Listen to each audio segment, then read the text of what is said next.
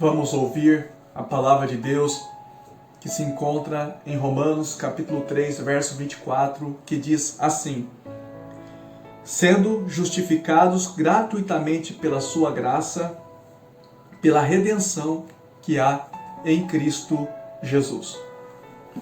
O ato de justificar é um estado de justiça por meio de uma sentença judicial. Numa sentença judicial, o juiz põe um fim no processo, declarando o réu condenado ou não. Vejamos, Deus criou todas as coisas perfeitas para a sua própria glória. Ele colocou o firmamento, criou os animais e depois criou o homem segundo a sua imagem e semelhança. Porém, infelizmente, o homem pecou, transgredindo a lei de Deus. A terra foi amaldiçoada e também o próprio homem. Mas não ficou por isso. Deus, através da sua soberania, proveu um meio para a salvação do homem. Começou no Antigo Testamento por meio do sacrifício de animais e depois no Novo Testamento através do sacrifício do seu próprio Filho, Jesus Cristo de Nazaré.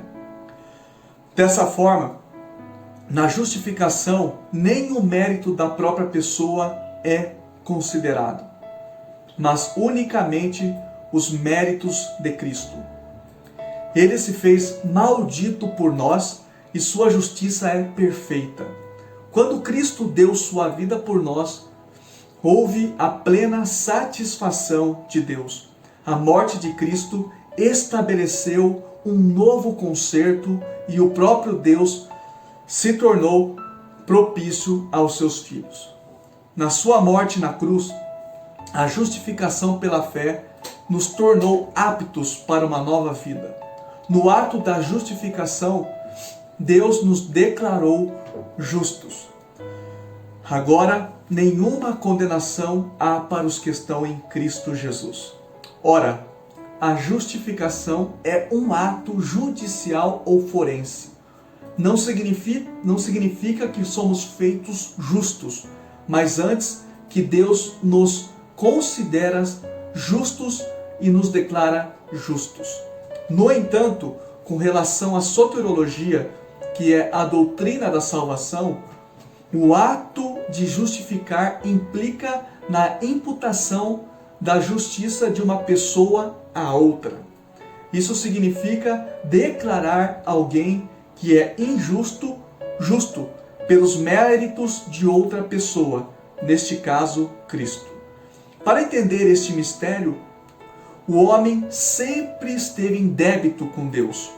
Porém, este próprio Deus nos considera justos, apesar de todos os nossos pecados. Isso implica que, por mais que os nossos pecados sejam horríveis, Deus, por meio do seu Filho, proporcionou um meio para a salvação do seu povo. A justificação é o martelo de Deus encerrando todo o processo contra nós por meio de Cristo. Para terminarmos, quero citar o exemplo do grande reformador Martinho Lutero. Martinho Lutero fora criado no catolicismo romano e, como grande católico, ele tinha que depender da igreja e de suas diversas atividades.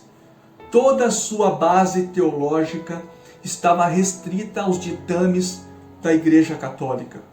Ou seja, que somente a Igreja Católica era a porta, o meio para a salvação.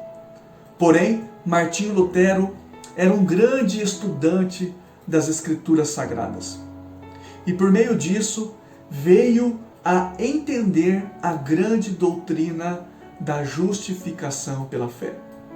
Quando esta luz brilhou, ele foi despertado para a percepção de que esta bênção é possível agora no presente imediato. Martinho Lutero antes dependia da igreja e de suas atividades. confiava na força da sua carne, entendia a salvação como uma conquista. Mas este grande homem, através das Escrituras Sagradas, conseguiu entender que não podia fazer nada se não confiasse no sangue de Jesus Cristo e na sua obra expiatória.